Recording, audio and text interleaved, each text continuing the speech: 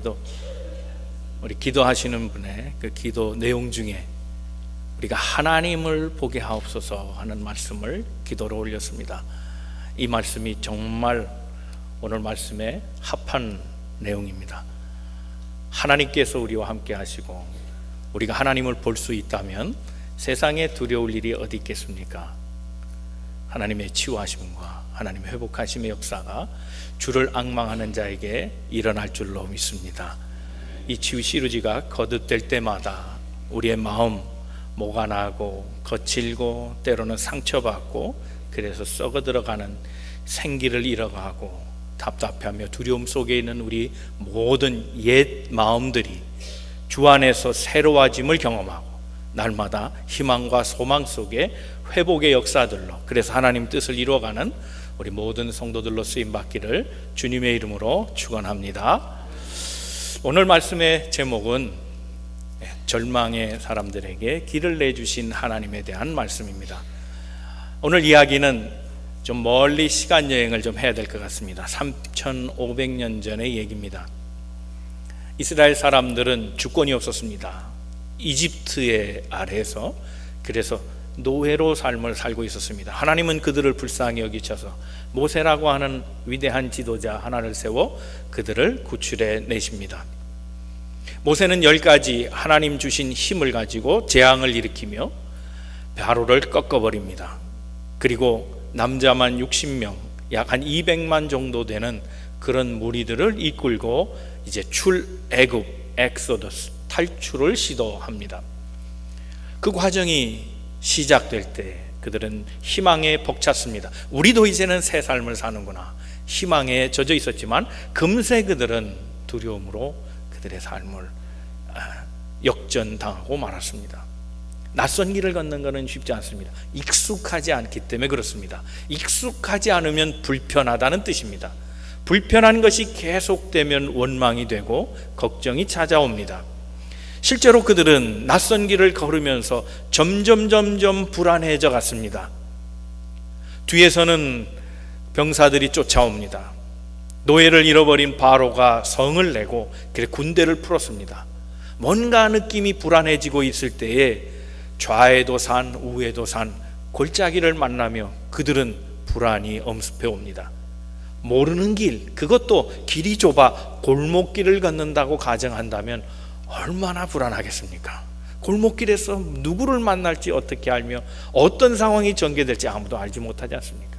네, 예측하던 순간이 드디어 현실이 되고 맙니다. 홍해가 막아버립니다. 좌우편에 산은 존재하고 뒤에는 병사들이 쫓아오며 앞에는 더 나갈 수 없는 물이 놓여있는 절박한 상황 속에 하나님 모세를 통해 그 물, 장애라고 생각했던 그 물, 그들을 가로막고 있는 그 물, 골목길, 막다른 곳 같은 그곳을 하나님이 열어주셔서 마른 땅 되게 하사 그들 민족을 다시 진행케 하셨습니다. 오늘 이 말씀을 통해서 우리가 만나는 인생의 골목길, 그리고 때로 원치 않는 막힌 길에 서 있을 때 어떻게 하면 하나님의 도우심을 얻을 수 있을까? 그 교훈을 주의 말씀 속에 찾기를 바랍니다.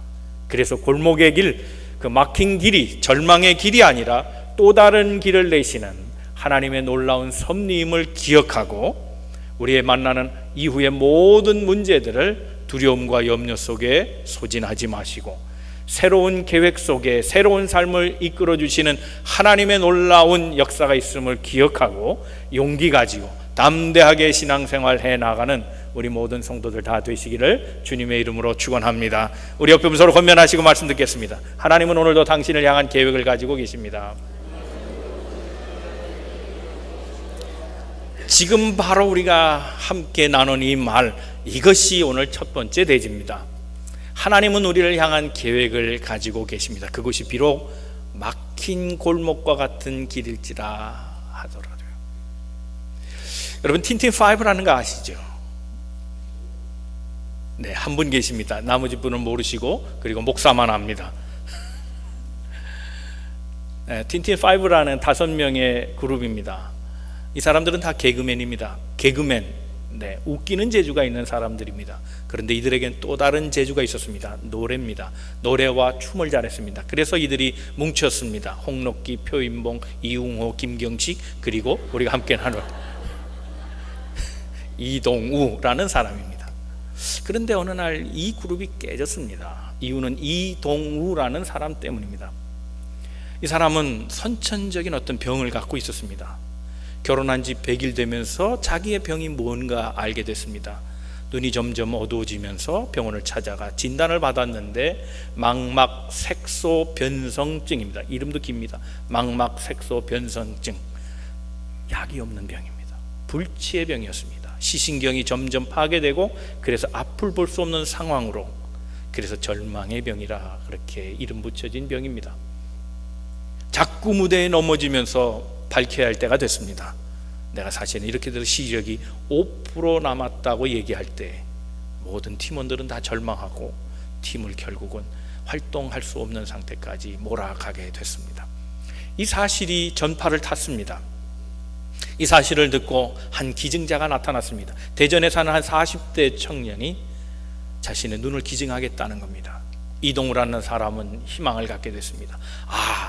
내가 다시 활동할 수 있구나, 다시 볼 수 있게 되는구나, 내 절망은 여기에서 끝나고 이제 새로운 희망이 시작되는구나, 그런 마음을 가지고 대전에 찾아갔는데 그냥 돌아오고 말았습니다.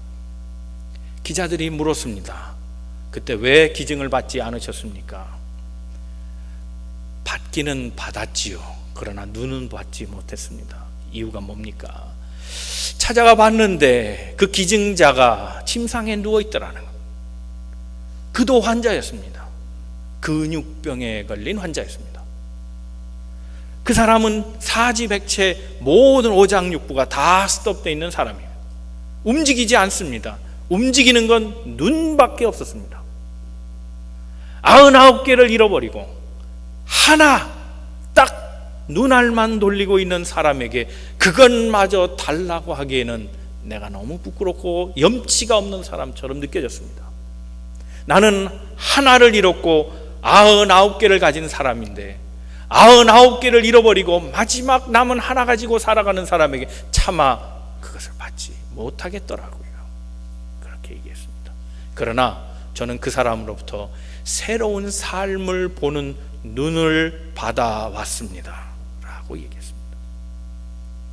사람이 어려운 환경에 처하게 될 때 막다른 인생의 골목길, 극한의 상황에 내몰리고 여기까지밖에는 내가 할 수 없다, 모든 정점을 찍어내고 싶은 그 상황에 3가지 정도로 사람은 방향을 보인답니다. 한 가지 태도는 포기하는 겁니다. 여러분, 코쿠운 현상이라는 걸 아시죠?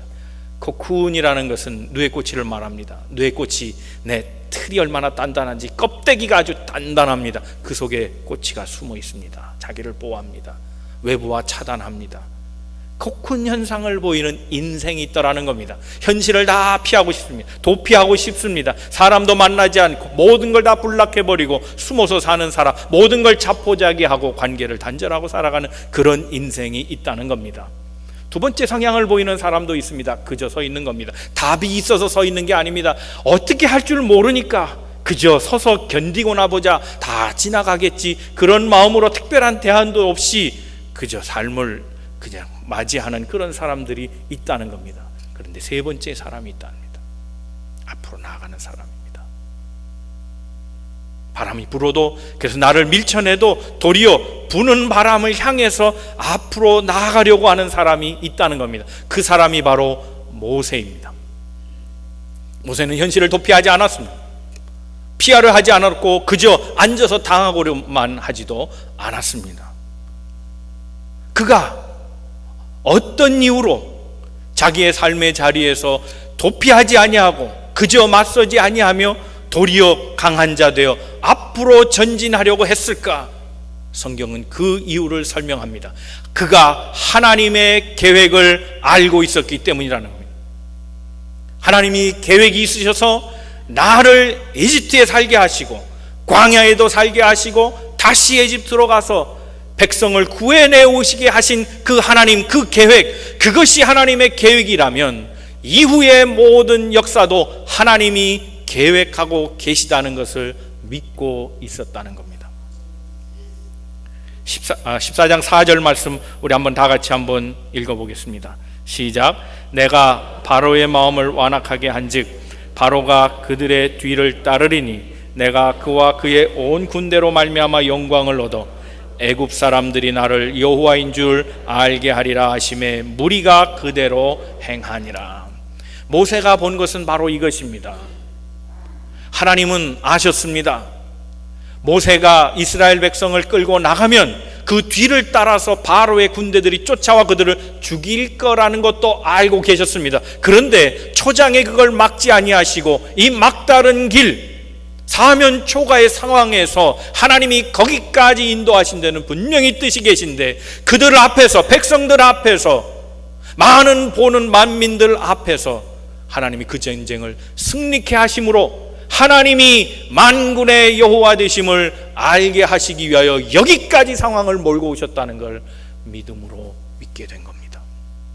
더 나아가서 이것을 본 이스라엘 백성들이 하나님은 우리를 끝까지 보호하시는 분이라는 사실을 믿게 하려고 이 상황을 연출하셨다는 것을 알았습니다. 세계는 다 이렇게 하나님의 작품 속에 세계가 경영되고 있습니다.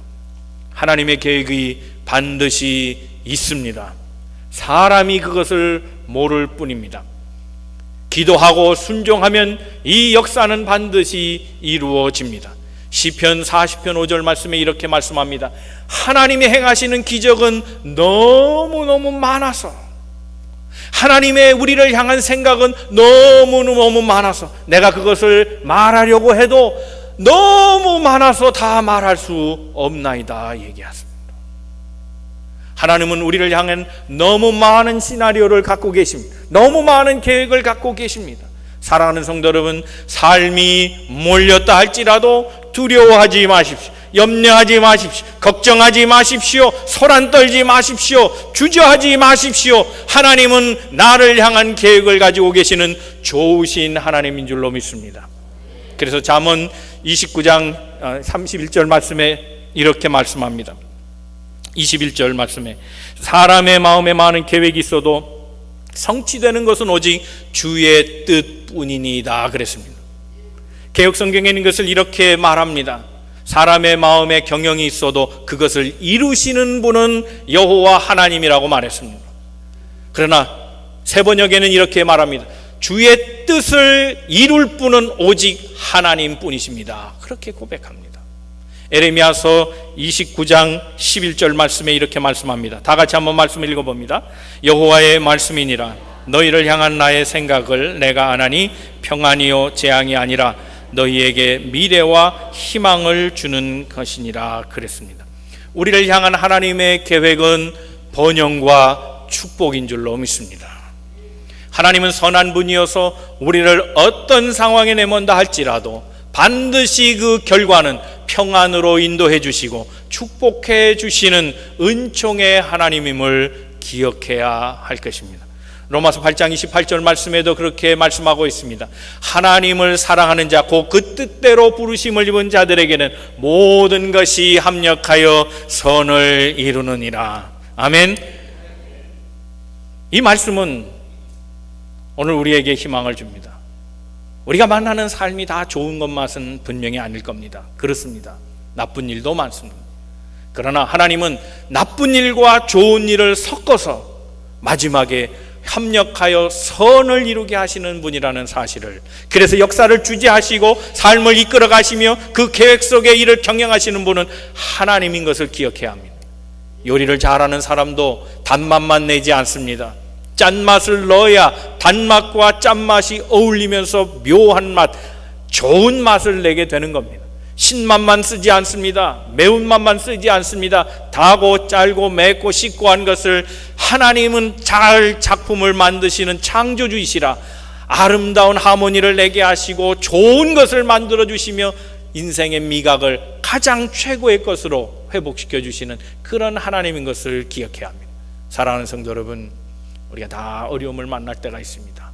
그때 먼저 기억해야 할 것이 있습니다.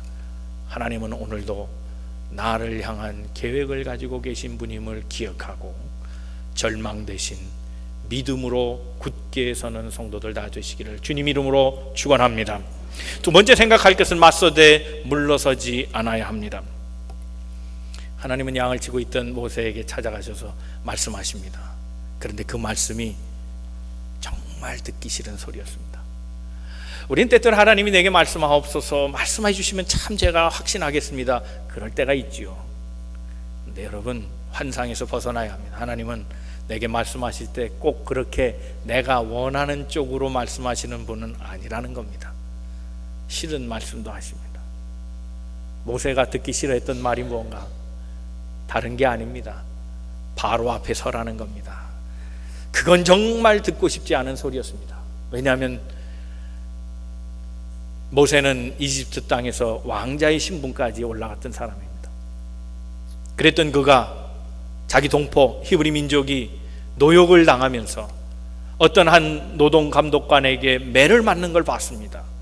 그 복정 학거 그것이 싫어서 동포를 위한 마음으로 나섰다가 주먹 한 번 잘못 써서 그가 사망하고 맙니다. 졸지의 살인자가 되었습니다. 신분도 이제 다 필요 없습니다. 목숨을 연명해야 했습니다. 그래서 바로의 눈을 피해 도망갔습니다. 그랬던 그를 하나님께서 다시 붙잡아서 바로 앞에 서라니, 이는 곧 죽음을 의미했습니다. 가고 싶지 않은 곳에 가고 만나고 싶지 않은 사람에 만나게 하신 겁니다. 이것은 정말 싫었습니다. 그런데 하나님은 하라 하십니다. 그래서 처음엔 못하겠다 그랬습니다. 나는 어린아이입니다, 말도 못합니다 등등 핑계를 내면서 거부했지만 하나님이 굴복해 하셨습니다. 억지로 등 떠밀어서 가게 했습니다. 그가 걷는 과정을 걸어가 보십시오. 그가 희망에 차고 힘찬 마음으로 갔겠습니까? 아닙니다. 분명 그도 두려워했을 겁니다. 그러나 그 두려움은 잠시뿐, 그는 확신에 찬 마음으로 다시 바로 앞에 서고 강력하게 지도자로서의 모습을 보여갔습니다. 어디에서부터 그런 용기가 생겼을까요? 성경은 그 답을 이렇게 얘기합니다. 13절부터 읽어보겠습니다. 시작. 모세가 백성에게 이르되 너희는 두려워하지 말고 가만히 서서 여호와께서 오늘 너희를 위하여 행하시는 구원을 보라. 너희가 오늘 본 애굽 사람을 영원히 다시 보지 아니하리라. 여호와께서 너희를 위하여 싸우시리니 너희는 가만히 있을지어다. 모세가 본 게 뭡니까? 하나님입니다. 하나님을 보았습니다. 문제를 보았을 때는 두려워했습니다. 그런데 하나님을 보니 하나님이 내가 만난 문제보다 더 큰 하나님인 것을 보게 된 겁니다. 두려움을 보게 되면 두려움에 빠집니다. 막힌 길을 보면 답답할 뿐입니다. 그러나 뚫린 하늘을 보면 시원하죠. 땅을 보면 땅의 것이 생각나지만 하늘을 보면 영의 것이 생각나는 겁니다. 문제를 봤을 때는 그는 주저했지만 하나님을 봤을 때는 그는 담대한 신앙으로 변화되어 가고 있었던 것을 봅니다. 바로왕에 대한 두려움보다 하나님을 믿는 믿음이 더 컸기에 그는 이제 더 이상 두려워하거나 좌절하거나 망설이지 않았습니다. 신약에는 이 구약의 사람 모세의 이러한 모습을 이렇게 해석하고 있습니다. 히브리서 11장 27절 말씀입니다.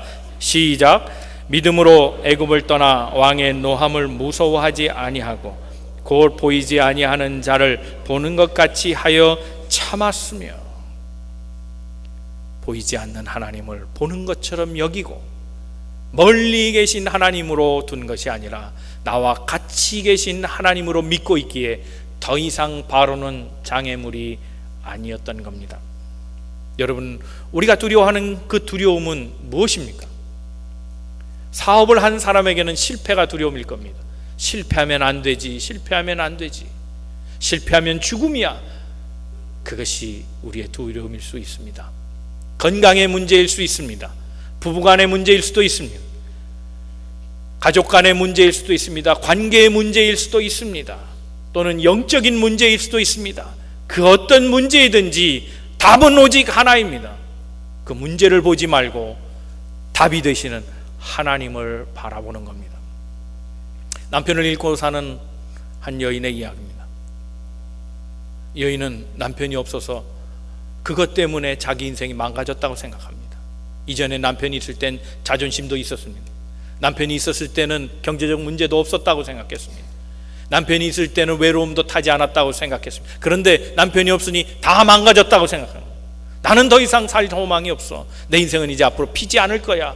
그렇게 생각하고 살아가는 어느 날 지하철을 타게 됐습니다. 지하철을 기다리면서 기차를 기다릴 때 한 구걸하는 사람이 옆으로 다가옵니다. 멀쩡해 보였습니다. 그런데 구걸하고 있었습니다. 자세히 들여다보니 오른쪽 바지가 거쳐져 있었습니다. 의족이 보입니다. 그가 구걸하는 모습을 볼 때 하나님께서 갑자기 그에게 마치 음성처럼 깨닫게 하신 것이 있었답니다. 여인아, 저 사람이 왜 겉은 멀쩡해 보여도 구걸하고 사는지 아냐? 그걸 제가 어떻게 합니까? 뾰루퉁하게 그렇게 주님 앞에 대답을 했습니다. 저 사람이 구걸하는 이유는 오직 하나, 없는 다리만 보고 살았기 때문이다. 그때 깨달음을 또 하나 크게 주셨습니다. 바로 네가 그렇다. 나는 너에게 이미 많은 것을 주었는데, 다 주었는데 어찌 없는 남편만 보고 그렇게 한숨 짓고 살아가느냐? 내 인생이 마치 구걸하는 인생 같다. 그렇게 하나님이 말씀하십니다. 시선을 바꿔야 합니다. 문제에 고정하지 말고 하나님께 시선을 고정하고 세상의 근심과 염려에 마음을 뺏기지 않아야 합니다. 하나님을 바라볼 때 기적은 일어나며 그 기적은 반복되며 그 반복되는 기적은 상식이 될 것입니다. 사랑하는 성도 여러분, 믿음이 없다면, 그래서 용기가 생기지 않는다면 배짱이라도 갖고 사십시다. 한번 따라해 보시겠어요? 믿음이 없다면 배짱으로 삽시다. 그렇다고 믿음 버리고 배짱으로 살는 소리가 아니고, 배짱이라도 가져야지. 사람이 죽기 아니면 까무러치기. 죽기, 죽으면 죽는 거죠. 새로운 게 있습니까? 죽으면 죽는 거죠. 여러분, 죽으면 행복합니까? 불행합니까? 그렇습니다. 우리는 행복한 걸까지. 죽으면 죽는 거죠. 오히려 죽으면 우리가 천국 가는 건데 겁낼 게 뭐 있냐면, 그런 배짱으로 살면 하나님이 도우신다는 겁니다. 죽고자 하는 자는 살 것이요, 살고자 하는 자는 도리어 죽는 겁니다. 그러므로 죽기 아니면 까무러치기지. 그 마음으로 살면 다 사는 거 아닙니까? 우리 뇌리 속에 아직도 남아있는 아주 역사적 사건이 있습니다. 2010년도에 칠레에서 일어난 지진. 그 지진 때문에 탄광이 무너졌습니다. 산호세에서 탄광이 무너졌는데 놀라운 결과가 많은 세계에 희망을 주었습니다. 33명의 광부가 그 갱도 안에 갇히게 됐는데 무려 70일 동안 생존하고 있었다는 겁니다. 3, 4일이 아닙니다. 7일도 아니고 70일이었습니다. 그런데 더 놀라운 것은 그 안에 있던 광부들이 거의가 다 건강한 채로 웃으면서 나왔다는 겁니다. 몇 사람 찰과상, 손가락 부러지고, 또 몇 사람 폐쇄공포증으로 약간 두려워하는 것은 있었지만 대체적으로 33명이 다 건강한 채로 나오게 됐다는 겁니다. ABC 방송에서 그것을 추적하면서 리포트 하다가 거기에서 이들이 이렇게 밝고 건강하게 나오게 된 이유를 리포터가 이렇게 소개하고 있습니다.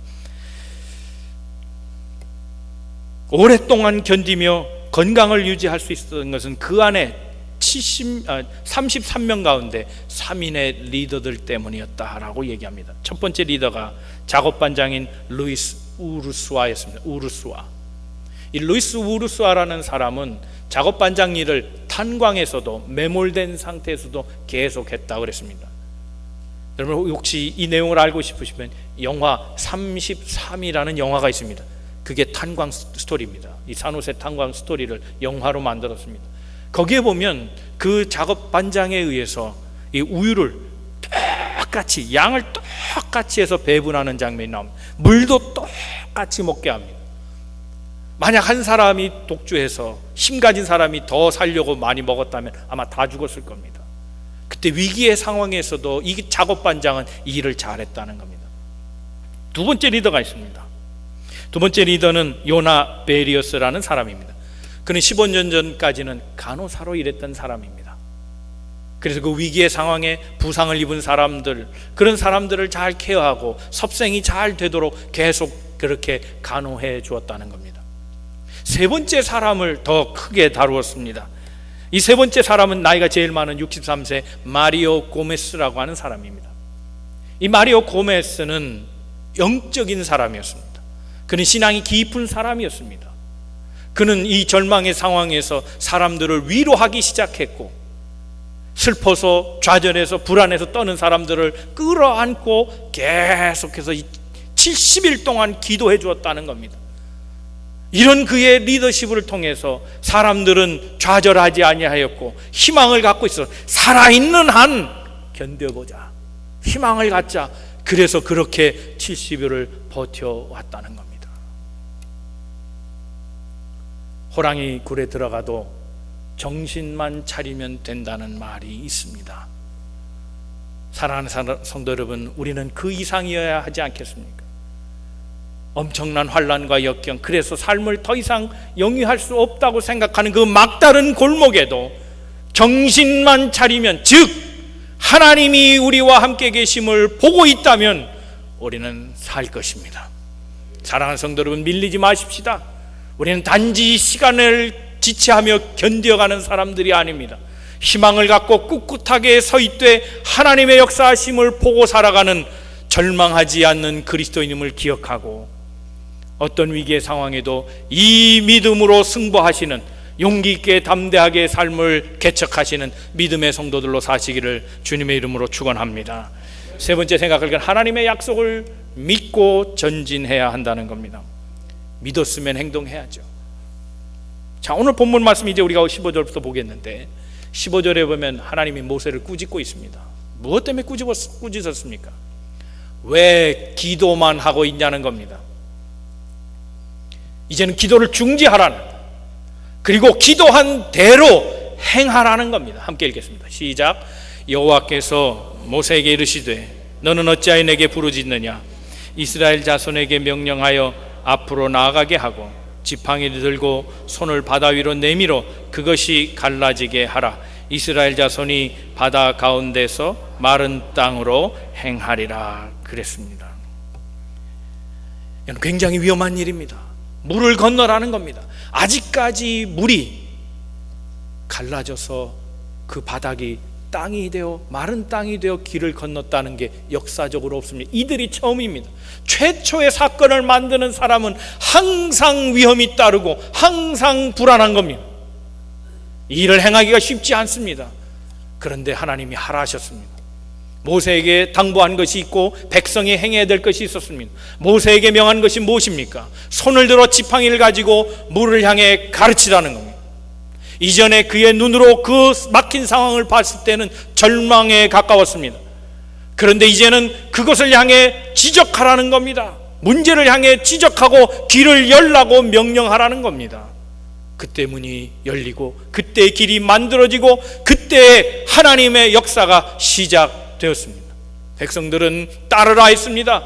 발을 디뎌라. 아직 열리지 않은 바다였지만 발을 딛게 되는 순간, 그 믿음으로 한 발 앞서는 순간 그때 물이 갈라지기 시작합니다. 믿음에는 반드시 행위가 따르며 하나님의 사람은 믿음을 가졌으면 다음 일을 준비하라는 주님의 말씀입니다.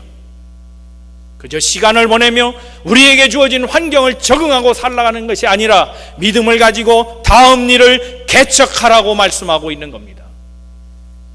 절망이 아니라 도리어 희망을 보고 내일을 향해 앞으로 나아가는 말씀은 오늘 우리 모두에게 소망으로 다가옵니다. 그렇게 했을 때 놀라운 일이 일어납니다. 14장 21절 말씀입니다. 다 같이 읽어봅니다. 시작. 모세가 바다 위로 손을 내밀매 여호와께서 큰 동풍이 밤새도록 바닷물을 물러나게 하시니 물이 갈라져 바다가 마른 땅이 된지라. 사랑하는 성도 여러분, 그렇게 됐습니다. 하나님의 계획대로 됐습니다. 하나님을 바라본 대로 됐습니다. 믿음으로 전진할 때 그렇게 됐습니다. 하나님의 역사를 이룬 자가 되었습니다. 남은 것은 오늘 우리들의 문제입니다. 그대로 되게 할 것이냐, 아니면 막힌 길에서 울고 있을 것이냐, 그것은 우리의 선택에 따라 달라집니다. 결단이 빠르면 빠를수록 좋습니다. 늦으면 늦을수록 그만큼 후회되는 일이 많습니다. 여러분, 우리가 잘 아는 세계 철학자 임마누엘 칸트 얘기입니다. 임마누엘 칸트는 독신으로 알려졌습니다. 그러나 그가 처음부터 독신이 되려고 했던 것은 아닙니다. 그에게는 결혼에 대한 에피소드가 있습니다. 그 일 때문에 그는 더 이상 결혼에 대해서 생각하지 아니하고 포기하고 살았습니다. 그에게는 여성 편력이 많이 있었습니다. 많은 여성들이 그와 결혼하고자 했습니다. 그 중에 한 명 아주 열렬한 여성을 만나고 청혼을 받았습니다. 나와 같이 삽시다. 그런데 임마누엘 칸트는 철학자입니다. 생각하기 시작했습니다. 그래서 시간을 달라고 요청을 하고 그 즉시 도서관으로 들어가서 결혼에 대한 모든 책을 꺼내놓고 연구하기 시작합니다. 결혼은 언제부터 시작됐으며, 결혼이란 무엇이며, 그래서 더 나아가서 쭉쭉쭉 연구하다가 내가 지금 결혼하는 게 좋을까, 결혼하는 게 나쁠까, 그것에 대해서 연구하기 시작했습니다. 답을 가지고 왔습니다. 답이 만들어졌습니다. 그래서 그 여인의 집에 찾아가서 청혼을 받아들이기로 합니다. 그런데 그 집에 아버지가 나왔습니다. 아버지가 나와서 청혼? 내 딸은 이미 결혼해서 애가 둘이다. 그래서 그 다음부터는 결혼을 생각하지 않고 그가 독신으로 지냈다는 겁니다. 늦추면 안 됩니다. 미루면 안 됩니다. 하나님의 계획을 믿는다면, 그 하나님의 역사를 바라보았다면 믿음으로 나아가십시오. 우리의 막힌 길은 전진할 수 없는 길이 아니라 새로운 길을 내시는 하나님의 또 다른 계획임을 그 하나님 붙잡고 새 길을 내시는 하나님, 그 하나님이 말씀하실 때 즉시로 순종하고 기도하십시오. 기도하고 즉시로 그 말씀을 준행하십시오. 그러면 모세의 기적처럼 우리가 당한 그 모든 문제를 향해 지적할 때 그 문은 새로운 대로를 얘기해주는 열려진 문이 될 것입니다. 믿음으로 우리의 막힌 길을 뚫고 새로운 삶을 개척해 나가는 은혜의 성도들 다 되시기를 주님의 이름으로 축원합니다. 기도하겠습니다.